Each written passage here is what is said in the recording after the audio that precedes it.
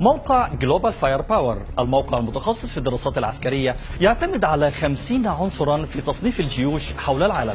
نحن هنا لنتعرف على موقع الجيوش العربية من هذا التصنيف ونستعرض أنظمة التسليح الخاصة بأقوى 5 جيوش عربية. ودعونا نبدأ من المركز الخامس عربيا والمركز السادس والخمسين عالميا، والذي يحتله الجيش المغربي الذي يمتلك ميزانية بقيمة 3 مليارات و400 مليون دولار أمريكي.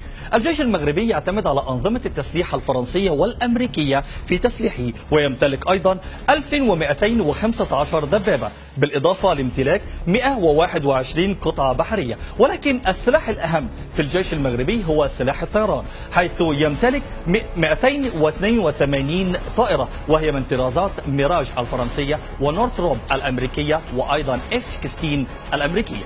المركز الرابع من نصيب الجيش السوري الذي يحتل أيضا المركز السادس والثلاثين عالميا، وهو يتم الإنفاق عليه عن طريق ميزانية تقدر بنحو 1,872 مليون دولار أمريكي.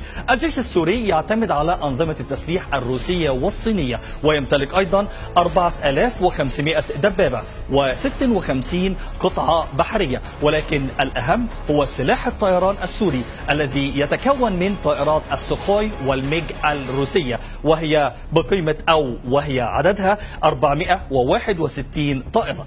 المركز الثالث عربيا والسادس والعشرين عالميا من نصيب الجيش الجزائري، وهو يتم الإنفاق عليه عن طريق ميزانية تقدر بنحو 10 مليارات و570 مليون دولار أمريكي.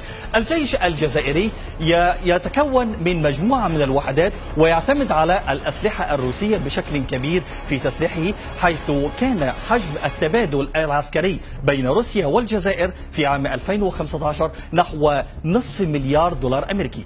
الجيش الجزائري يمتلك 975 دبابة و69 قطعة بحرية، بالإضافة لامتلاكه 451 طائرة. المركز الثاني عربيا والمركز الرابع والعشرين عالميا من نصيب الجيش السعودي الذي يمتلك أكبر ميزانية بين الجيوش العربية، حيث يتم الإنفاق عليه عن طريق ميزانية تقدر بنحو 56 مليارا و725 مليون دولار أمريكي.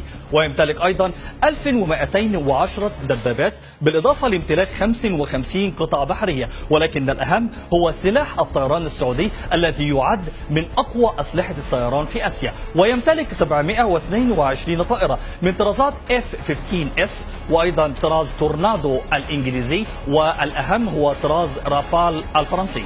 المركز الأول من نصيب الجيش المصري الذي يتم الإنفاق عليه عن طريق ميزانية تقدر بنحو 4 مليارات و400 مليون دولار أمريكي، وأيضا يحتل ترتيبا عالميا الثاني عشر عالميا، وهو يتفوق على إسرائيل التي تحتل المركز السادس عشر عالميا، وأيضا يتفوق على إيران التي تحتل المركز 21 عالميا.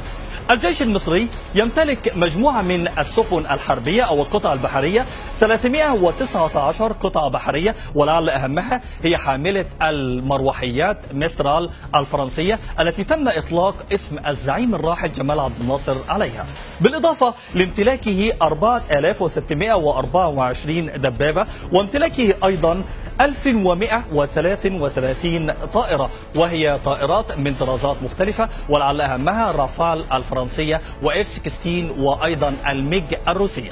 الجيوش العربية تحمي شعوبنا من كافة المخاطر التي تحيط بالمنطقة العربية.